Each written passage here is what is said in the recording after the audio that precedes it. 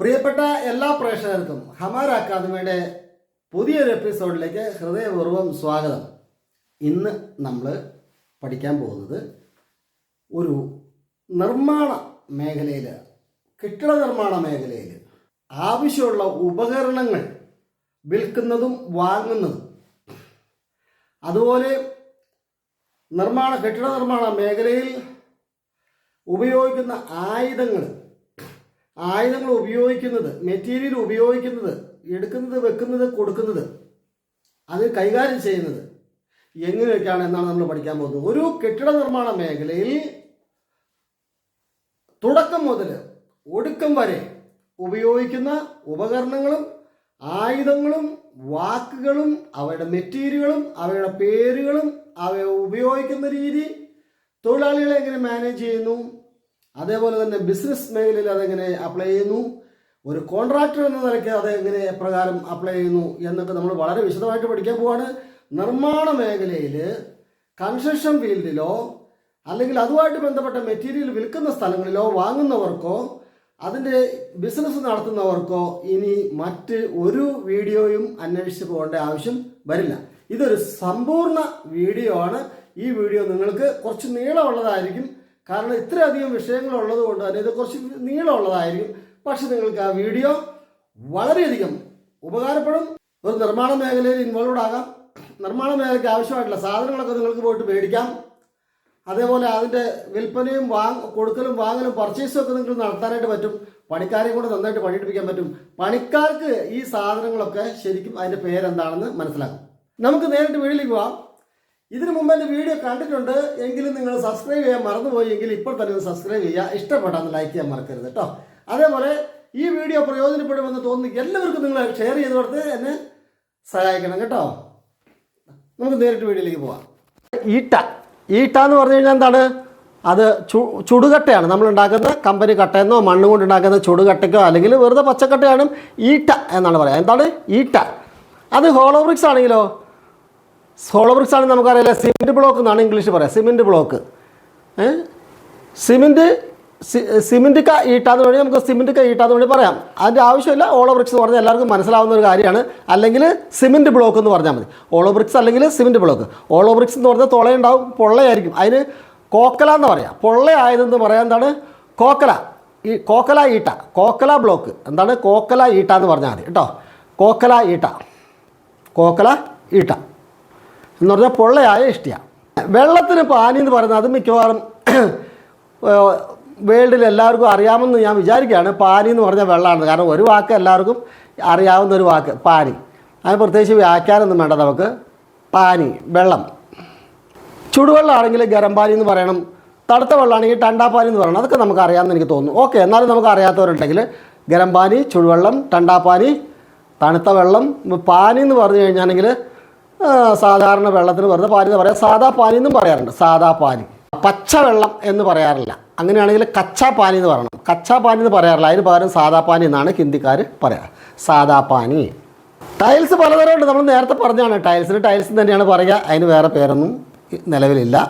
പിന്നെ എത്ര മനോഹരമായ വീടുണ്ടാക്കിയാലും നമുക്ക് പെയിൻറ്റ് ചെയ്തെങ്കിലാണ് അതിന് അതിൻ്റേതായ ഭംഗി കിട്ടുള്ളൂ. വീടിന് ഭംഗി കിട്ടണമെങ്കിൽ, മരത്തിന് ഭംഗിയിടാൻ നമ്മൾ നേരത്തെ പറഞ്ഞില്ലേ, മരത്തിന് മേക്കപ്പ് ചെയ്യാനായിട്ട് നമ്മൾ പോളിഷ് ഇടും. എന്നാൽ വീടിൻ്റെ ചുമരുകൾക്ക് നമ്മൾ എന്ത് ചെയ്യും? പെയിൻ്റ് അടിക്കും. അതിനെ പെയിൻറ്റ് എന്ന് പറയും. പെയിൻറ്റ്. അതിന് ഹിന്ദിയിൽ പറയുന്നത് എന്താണ്? രംഗ് എന്നാണ്. നിറം. പിന്നെ പെയിൻറ്റ് എന്ന് പറഞ്ഞപ്പോൾ എല്ലാ ഭാഷക്കാർക്കും അറിയാവുന്ന ഒരു കാര്യമായതുകൊണ്ട് അതിപ്പോൾ നമ്മൾ വല്ലാതെ രംഗ് എന്നാണ് കളറിന് പറയുക. രംഗ്. തരയ്ക്ക് രംഗ് എന്ന് പറഞ്ഞാൽ ഒരുപാട് പലതരത്തിലുള്ള നിറങ്ങൾ എന്നാണ്. തരയ്ക്ക് രംഗ്. പല തരത്തിലുള്ള കളറ്. തരയ്ക്ക് രംഗ്. നമുക്കറിയാലോ മരത്തിന് പേടുന്ന പറയുക. നമ്മളിവിടെയൊക്കെ മരം കൊണ്ടുള്ള പണിയാണെന്നൊക്കെ നമ്മൾ പറയാറുണ്ട്. വാസ്തവത്തിൽ മരം കൊണ്ടുള്ള പണിയാണോ നമ്മൾ ചെയ്യാറുള്ളത്? അത് നമ്മൾ മലയാളികൾ അറിയാതെ പറയുന്നതാണ്. മരം കൊണ്ട് നമ്മളൊരു സാധനം ഉണ്ടാക്കാറില്ല. മരം വെട്ടി മുറിച്ച് തടിയാക്കിയിട്ടാണ് നമ്മൾ പണിയുക. ഉരുപ്പടി, അതിനകത്തുനിന്ന് ഉരുപ്പടി ഉണ്ടാക്കും. ആ ഉരുപ്പടി കൊണ്ടാണ് നമ്മൾ ഓരോ സാധനം ഉണ്ടാക്കുന്നത്. അത് നമ്മൾ ഹിന്ദിയിലാണെങ്കിലും പേടെന്ന് പറഞ്ഞ മരമാണ്. എന്നാൽ തടിക്ക് എന്താ പറയുക? ലക്കിടി എന്നാ പറയുക. തടി, ലക്കിടി. അപ്പോൾ ലക്കിടി കൊണ്ടാണ് നമ്മൾ ഓരോ ഫർണിച്ചറുകളും ഉണ്ടാക്കുന്നതും ഓരോ ഉപകരണങ്ങളും സാധനങ്ങൾ ഉണ്ടാക്കുന്നത്. പേട് കൊണ്ടല്ല, മരം കൊണ്ടല്ല. മരം ഒരു സ്ഥലത്ത് നിൽക്കുകയാണ്, അത് വെട്ടി തടിയാക്കിയതിന് ശേഷമാണ് നമ്മൾ ഉണ്ടാക്കുന്നത്. അപ്പോൾ ലക്കിഡീസെ ബന, ലക്കിഡീസെ ബനായ എന്ന് തടി കൊണ്ട് ഉണ്ടാക്കി. ലക്കിഡീസെ ബനായ എന്ന് പറഞ്ഞാൽ തടി കൊണ്ട് ഉണ്ടാക്കി. ഗ്ലാസ് അല്ലേ, പലതരത്തിലുള്ള മെറ്റീരിയലിൽ ഒന്നാണ് ഗ്ലാസ്. ഗ്ലാസ്സിന് എന്താണ് ഹിന്ദിയിൽ പറയുക? ഗ്ലാസ് എന്ന് പറഞ്ഞാൽ ഇംഗ്ലീഷാണ്. മലയാളികൾക്ക് പോലും ഗ്ലാസ്സിന് വേറൊരു പേരില്ലയെന്ന് എനിക്ക് തോന്നുന്നത്, എനിക്കറിയില്ല. മലയാളത്തിലും ഗ്ലാസ്സിന് വേറെ പേരില്ല. എന്നാൽ ഹിന്ദിയിൽ ഗ്ലാസ്സിന് കാച്ച് എന്നാണ് പറയുക. കാച്ച്, കാന്ന് എഴുതിയിട്ട് മുകളിലൊരു കുത്തിടും. മലയാളി വായിക്കുമ്പോൾ അതിന് കാഞ്ച് എന്ന് വായിക്കും. കാഞ്ചല്ല, അങ്ങനെ വായിക്കാൻ പാടില്ല. മലയാളിക്ക് പറ്റുന്ന ഉച്ചാരണങ്ങളിൽ പറ്റുന്ന ഏറ്റവും വലിയ പിഴവ്, അങ്ങനെ കുറേ പിഴവുകളുണ്ട്. അവർ ആ എഴുതുന്നത് പോലെ തന്നെ വായിക്കാൻ നോക്കും. ആ എഴുതുന്നത് അതിനപ്പുറത്ത് എഴുതാൻ വേറെ മാർഗ്ഗമില്ലാഞ്ഞിട്ടാണ്. പക്ഷേ കാച്ച് എന്നാണ് പറയുക. കാച്ച്, അതിന് കാഞ്ചെന്നൊന്നും വായിക്കരുത് കേട്ടോ. അങ്ങനത്തെ ഒരുപാട് വാക്കുകൾ തെറ്റായിട്ട്, നല്ല പഠിപ്പുള്ള ആൾക്കാരാണ് അങ്ങനെയൊക്കെ പറയണത്, നല്ല വിദ്യാഭ്യാസമുള്ളവരാണ് അങ്ങനെ പറയണത്. കാഞ്ചെന്ന് പറയും, കാഞ്ചല്ല കാച്ച്. കാച്ചിക്ക ചുടിയ, കാച്ചിക്ക ചുടിയ എന്ന് പറഞ്ഞാൽ എന്താണ്? കുപ്പിവളയാണ്. കാച്ചിക്ക ചുടിയ, കുപ്പിവള. എന്ന് വിചാരിച്ച് കാച്ചെന്ന് പറഞ്ഞാൽ കുപ്പിയാണോ? അല്ല, അതൊരു മെറ്റീരിയലാണ്. കുപ്പി എന്ന് പറഞ്ഞൊരു മെറ്റീരിയലാണ്. കാച്ചിക്ക ചുടിയ, കുപ്പിവള. കാച്ചിക്ക ചുടിയ, കുപ്പിവള. ചിടിയ എന്ന് പറയരുത്. ചിടിയ എന്ന് പറഞ്ഞാൽ കുരുവിയാണ്. കുരുവി, ചെറിയ കിളി. ചിടിയല്ല, കാച്ചിക്ക ചുടിയ, കാച്ചിക്ക ചുടിയ. ചുടിയ എന്ന് പറഞ്ഞാൽ എന്താണ്? വളയാണ്. കാച്ചിക്ക ചുടിയ എന്ന് പറഞ്ഞാൽ എന്താണ്? കുപ്പിവളയാണ്. ചിടിയ എന്ന് പറഞ്ഞാൽ പക്ഷിയാണ്, കുരുവിയാണ്. ചിടിയ, പക്ഷി. ഈ ബിൽഡിങ്ങിലൊക്കെ കോൺക്രീറ്റിൻ്റെ സമയത്തൊക്കെ അത് തുടക്കം മുതൽ അവസാനം വരെ ബിൽഡിങ്ങിൻ്റെ പണി തുടങ്ങിയാൽ നമുക്ക് കെട്ടുകമ്പി ഉപേക്ഷിച്ച് വിടാത്തൊരു സാധനമാണ് അല്ലേ? കെട്ടുകമ്പി നമുക്ക് ഉപേക്ഷിക്കാൻ ഒഴിവാക്കാൻ പറ്റാത്തൊരു സാധനമാണ്. കെട്ടുകമ്പിക്ക് എന്താണ് പറയുക? ബൈൻഡിങ് വയർ എന്നാണ് ഇംഗ്ലീഷിൽ പറയാം. Binding wire. എന്നാൽ അത് ഹിന്ദിയിൽ പറയുന്നത് എന്താണ് കെട്ടുകമ്പിക്ക്? ബാന്ധനേക്ക താർ. ഇംഗ്ലീഷിൽ ബൈൻഡിങ് വയർ, അല്ലെങ്കിൽ ബൈൻഡിങ് താർ എന്ന് പറഞ്ഞാൽ ഹിന്ദിയും ഇംഗ്ലീഷും രണ്ടും കൂടെയാണ്. ബൈൻഡിങ് താർ എന്നാൽ ബാന്ധനേക്ക താർ എന്ന് നമുക്ക് പറയാം. ബാന്ധനേക്ക താർ. പൈപ്പിന് നൽ എന്നാണ് ഹിന്ദിക്കാർ പറയാം. നൽ, പൈപ്പിന് നൽ. PVC പൈപ്പ് എന്നൊക്കെ പറയുമ്പോൾ PVC പൈപ്പ് എന്ന് പറഞ്ഞാൽ എല്ലാവർക്കും ഇപ്പോൾ അറിയാം എന്നാണ് വിചാരിക്കുന്നത്. ഈ ബ്ലേഡ് എന്നൊക്കെ പറയുന്ന പോലെ എല്ലാവർക്കും അറിയാം നീ കരുതുകയാണ്. ഇല്ലെങ്കിൽ എന്ത് പറയണം? നൽ. പൈപ്പ് എന്ന് പറഞ്ഞതാണ് നൽ. ടാറ്.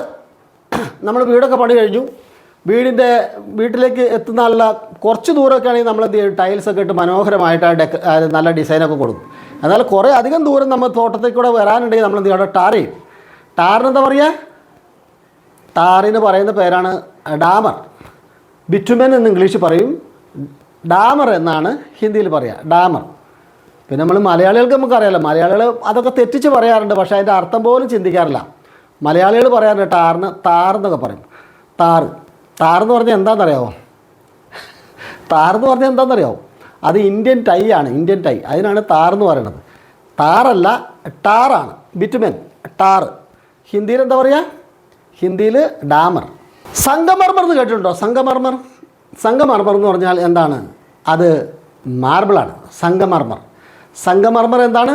മാർബിൾ എന്നാണ് ഇംഗ്ലീഷിൽ പറയാം. നമ്മളിവിടെ മാർബിൾ എന്നല്ല പറയുക. പക്ഷെ മലയാളം എന്താണെന്നറിയാം വാക്കിന്? മലയാളം നമുക്കാർക്കും അറിയാത്ത വാക്കാണ് വെണ്ണക്കൽ എന്നാണ് പറയുക മാർബിളിന് മലയാളത്തിൽ. അത് പലർക്കും അറിയാത്തൊരു കാര്യമാണ് എന്ന് ഞാൻ വിചാരിക്കുക. ഹിന്ദിയിൽ നമുക്കറിയാം. ഹിന്ദിയിൽ എന്താ പറയുക? സംഗമർമർ അല്ലേ? സംഗമർമർ. ഇംഗ്ലീഷാണ് നമുക്കറിയാവുന്നത്, ഹിന്ദി അല്ല, ഇംഗ്ലീഷ് നമുക്കറിയാം. മാർബിളിന് ഹിന്ദിയിൽ എന്താ പറയുക? സംഗമർമർ. അതിന് മലയാളത്തിൽ എന്താ പറയുക? വെണ്ണക്കൽ. ഗ്രാനൈറ്റ്. നമ്മൾ പലതരത്തിൽ ഗ്രാനൈറ്റ് ഉപയോഗിക്കാറുണ്ട്. ഞാൻ നേരത്തെ പറഞ്ഞതാണ്. ഗ്രാനൈറ്റ് നമുക്കറിയാം എല്ലാവർക്കും. അതുപോലെ സിമൻറ്റ് ബ്ലോക്കിനെ കുറിച്ച് നമ്മൾ പഠിച്ചു. സിമൻറ്റ് ബ്ലോക്ക് നമുക്കറിയാം. തറ കെട്ടിക്കഴിഞ്ഞാൽ ഫില്ല് ചെയ്യാൻ മണ്ണ് വേണ്ടേ? തറ കെട്ടിക്കഴിഞ്ഞാൽ നമുക്ക് തറയിൽ ഫില്ല് ചെയ്യാൻ മണ്ണ് വേണം. മണ്ണിനെന്താ പറയുക? മണ്ണിന് ഹിന്ദിയിൽ എന്താ പറയുക? മലയാളത്തിൽ മണ്ണെന്ന് പറഞ്ഞാൽ മണ്ണിന് ഹിന്ദിയിൽ പറയുന്നത് മിട്ടി എന്നാണ്. മിട്ടി എന്ന് പറയുമ്പോൾ നമ്മൾ ഒരു കാര്യം ഓർക്കണം. മീട്ടി എന്ന് പറഞ്ഞു കഴിഞ്ഞാൽ വളരെ വ്യത്യാസാർത്ഥം. മിട്ടി മണ്ണാണെങ്കിൽ മീട്ടി എന്ന് പറഞ്ഞു കഴിഞ്ഞാൽ മധുരതരമായത് എന്നാണ് അർത്ഥം. മീട്ടി മധുരതരമായത്, മധുരമുള്ളത്, സ്വീറ്റാണ് മിട്ടി എന്ന് പറഞ്ഞു കഴിഞ്ഞാൽ, അതായത് വര ഇപ്പുറത്ത് വരണം. മായുടെ പുറകിലാണ് വരയെങ്കിൽ മിട്ടി മണ്ണ്, മായുടെ അപ്പുറത്താണ് വരയെങ്കിൽ മീട്ടി, അത് മധുരതരം. മാറിപ്പോണ്ട. ഈ സിമെൻറ്റും മണലും ഇതൊക്കെ പാടെ നമ്മൾ ചേർത്ത് വെള്ളം ഒഴിച്ച് കുഴച്ച് പരുവത്തിലാക്കി ചുമരയിൽ നമുക്ക് തേക്കാൻ നമ്മൾ കൈ കൊണ്ടല്ലല്ലോ വാരി തേക്കണേ. കൈ ഉപയോഗിച്ച് വേറൊരു കരണ്ടി ഉപയോഗിച്ചിട്ടാണ് വെക്കുന്നത്. മലയാളത്തിൽ പറഞ്ഞ കരണ്ടി. കരണ്ടി കൊണ്ടാണ് സിമെൻ്റൊക്കെ എടുത്ത് നമ്മൾ ചുവരിൽ തേക്കുന്നത്. ആദ്യം മരം കൊണ്ടൊക്കെ ഒന്ന് തേക്കും, പിന്നെ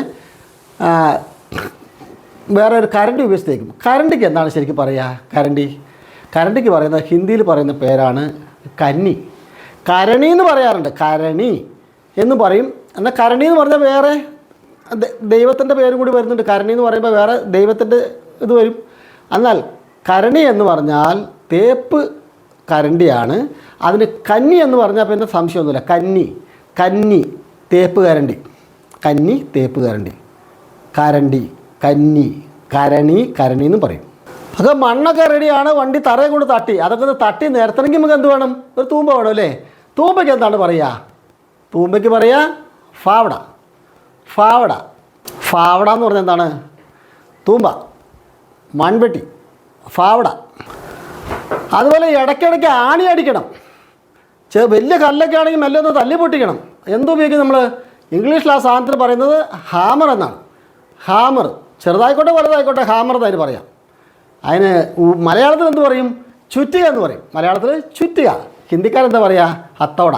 ഹത്തവട, കൊട്ടുവടി, ചുറ്റിക, ഇതിനൊക്കെ എന്താണ് പറയുക? ഹത്തവട എന്ന് പറയാം. കൊട്ടുവടിക്ക് ഹത്തവട, ചുറ്റികയ്ക്ക് ഹത്തവട, ആമറിന് ഹത്തവട എന്നാണ് പറയുക. പിന്നെ നമുക്ക് അളക്കണം. ഇതെല്ലാം കഴിഞ്ഞു.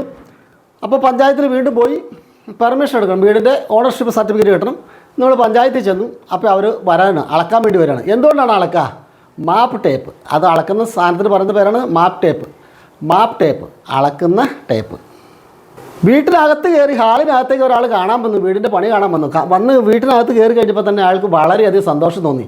അതൊരു വണ്ടർഫുൾ, ബഹുത്ത് അച്ഛാ ലഗ് രേ. എന്താണ് കണ്ടിട്ടാണ്? അടുത്ത കോണിയുണ്ട്, വളരെ ഡിസൈൻ ചെയ്ത നല്ലൊരു കോണിയുണ്ട്. റൗണ്ടിൽ ഇങ്ങനെ ചുറ്റി മുകളിലത്തെ നിലയിലേക്ക് കയറി പോകുന്ന കോണി അകത്ത് ഹാളിൽ കയറി വന്നപ്പോൾ തന്നെ കണ്ടു. വളരെ മനോഹരമായിരിക്കുന്നു. അയാൾ പറഞ്ഞു, CD बहुत अच्छा लगता है, CD बहुत अच्छा लगता है, CD बहुत अच्छा लगता है.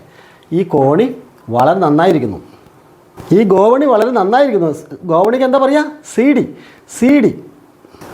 എന്നാൽ CDക്ക് അടുപ്പിനും പറയാറുണ്ട്. നമ്മൾ ഈ സ്റ്റൗവില്ലേ, കൽക്കരിയൊക്കെ ഇട്ട് കത്തിക്കുന്ന അടുപ്പിനും CD എന്ന് പറയാറുണ്ട്. അപ്പോൾ ഒരു സാഹചര്യം അനുസരിച്ച് നമ്മൾ അതിന് മനസ്സിലാക്കണം അർത്ഥം കേട്ടോ. CD എന്ന് പറഞ്ഞാൽ ഗോവണിയാണ്. CD എന്ന് പറഞ്ഞാൽ അടുപ്പ്, കൽക്കരിയിട്ട് കത്തിക്കുന്ന അടുപ്പ്, അതിന് CD എന്ന് പറയാറുണ്ട്. അപ്പോൾ ഈ സന്ദർഭവും സാഹചര്യങ്ങളൊക്കെ നോക്കിയിട്ട് നമ്മൾ അർത്ഥം മനസ്സിലാക്കേണ്ടി വരും. മറ്റൊന്നാണ് ഫർശ്. മുറ്റത്ത് കുറച്ച് കടപ്പക്കല്ലൊക്കെ കൊണ്ടുവന്ന് നിരത്തണം. അതല്ലെങ്കിൽ നല്ല വില കൂടിയ കല്ലൊക്കെ കൊണ്ട് നിരത്തും. കാശിനനുസരിച്ച് മുറ്റത്തും ആൾക്കാർ ഒരുപാട് പ്രൗഢിയൊക്കെ കാണിക്കും, നല്ല ഡിസൈൻ ചെയ്തൊക്കെ ഇടും. അതിന് തറ എന്ന് പറയും. തറയ്ക്ക് നമ്മൾ നേരത്തെ പറഞ്ഞു എന്താണ്? ഫർശ്. എന്താണ് ഫർശ്? മുറ്റത്തിന് എന്താ പറയുക? ആങ്കൺ എന്ന് പറഞ്ഞാൽ മുറ്റമാണ്, ആങ്കൺ. അപ്പോൾ ഫർശ് എന്ന് പറഞ്ഞാൽ തറ, ആങ്കൺ എന്ന് പറഞ്ഞാൽ മുറ്റം. പണ്ട് ഏതൊരു പാട്ടിൽ നമ്മൾ കേട്ടില്ല, ഒരു ഹിന്ദി പാട്ടിൽ, മേരേ അങ്കനെ മേ തുമാരാ ക്യാ കാം ഹേ, മേരേ അങ്കനെ മേ തുമാരാ ക്യാ കാം ഹേ. എൻ്റെ മുറ്റത്ത് നിങ്ങൾക്ക് എന്താണ് കാര്യം? നമ്മളൊക്കെ നല്ല കാശ് ചിലവാക്കി പെരയൊക്കെ ഉണ്ടാകും. പക്ഷെ ചെറ്റപ്പെരയാണെങ്കിലും കാശ് ചിലവാക്കിയ പെരയാണെങ്കിലും കോടികൾ ചിലവാക്കിയ പെരയാണെങ്കിലും വെച്ച് കെട്ടിയ ചെറിയൊരു ഓലപ്പെരയാണെങ്കിലും അതിനൊക്കെ എന്തുണ്ട്? ഒരു മേൽക്കൂരയുണ്ട്, മേൽപ്പുരയുണ്ട്. അതിനെന്ത് പറയും? ചത്ത് എന്നാണ് പറയുക ഹിന്ദിയിൽ. എന്താണ്? ചത്തു എന്നല്ല,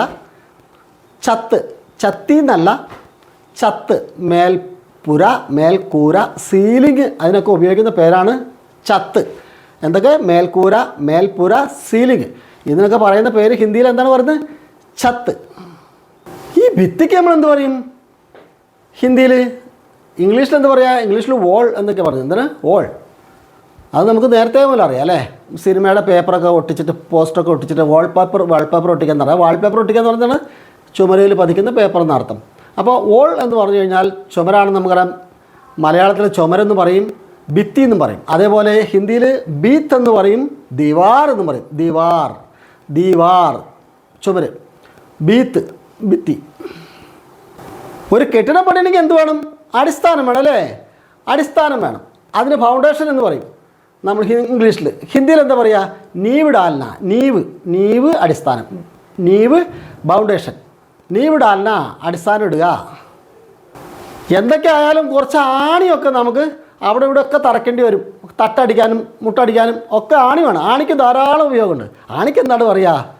ആണിക്ക് ഇംഗ്ലീഷിൽ നെയിൽ എന്നാണ് പറയുക. ഇംഗ്ലീഷിൽ എന്ത് പറയും? നെയിൽ.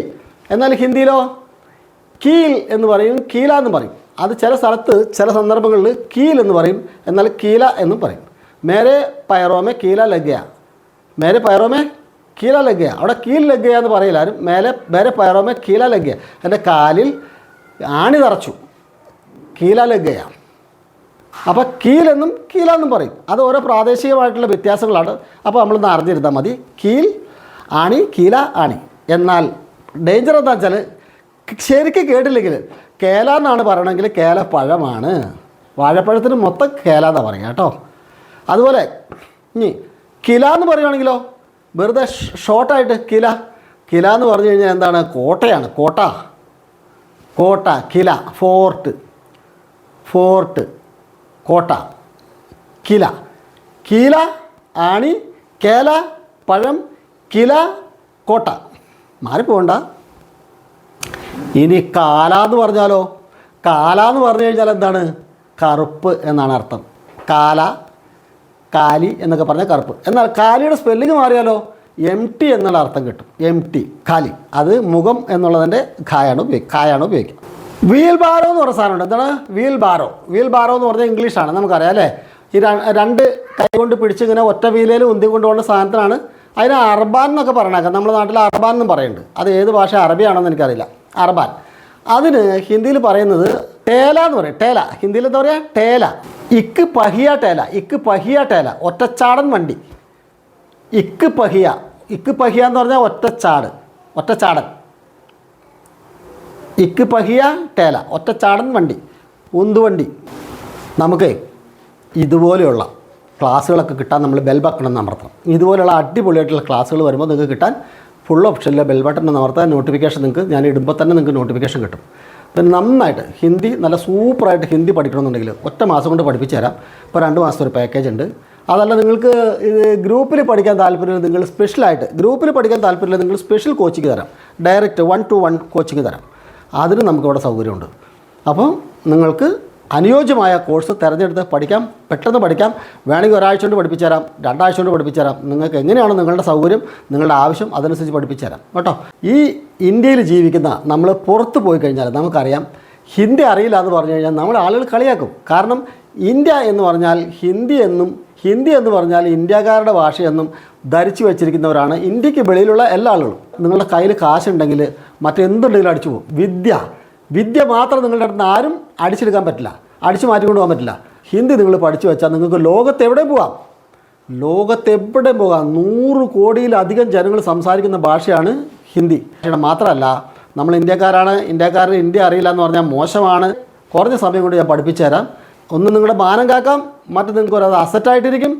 ലോക പൗരനായിട്ട് നിങ്ങൾക്ക്, അല്ലെങ്കിൽ ഒരു ഇന്ത്യക്കാരനാണെന്ന് അഭിമാനത്തോടെ നിങ്ങൾക്ക് പറയാനായിട്ട് സാധിക്കും ഹിന്ദി പഠിച്ചു കഴിഞ്ഞാൽ. അപ്പോൾ താഴെ കാണുന്ന നമ്പറിൽ ബന്ധപ്പെടുക. അന്തസ്സുള്ള ഇന്ത്യക്കാരനായിട്ട് നമുക്ക് ഇന്ത്യയിലുടനീളം ലോകത്തെല്ലായിടത്തും ജെളിഞ്ഞു നടക്കാം. ഇഷ്ടപ്പെട്ടാൽ ഒന്ന് ലൈക്ക് ചെയ്യുക. ഇതിനു മുമ്പ് എൻ്റെ വീഡിയോ കണ്ടിട്ടുണ്ട്, പക്ഷേ സബ്സ്ക്രൈബ് ചെയ്യാൻ മറന്നുപോയെങ്കിൽ ഇപ്പോൾ തന്നെ ഒന്ന് സബ്സ്ക്രൈബ് ചെയ്യുക. ഇത് പ്രയോജനപ്പെടുമെന്ന് തോന്നുന്ന ആർക്ക് വേണമെങ്കിലും, ഒരു കോൺട്രാക്ടർമാർ നിങ്ങളുടെ പരിചയക്കാരായിരിക്കാം, അല്ലെങ്കിൽ നിർമ്മാണ മേഖലയിൽ പണിയെടുക്കുന്നവർ നിങ്ങളുടെ പരിചയക്കാരായിരിക്കാം, നിർമ്മാണ മേഖലയിലെ സാധനങ്ങൾ വിൽക്കുന്നവർ, മെറ്റീരിയൽ വിൽക്കുന്നവർ, ഉപകരണങ്ങൾ വിൽക്കുന്നവരൊക്കെ നിങ്ങളുടെ പരിചയക്കാരായിരിക്കാം. അവർക്കൊക്കെ വീഡിയോ ഷെയർ ചെയ്ത് കൊടുത്ത് എന്നെ ഒന്ന് സപ്പോർട്ട് ചെയ്യാം കേട്ടോ.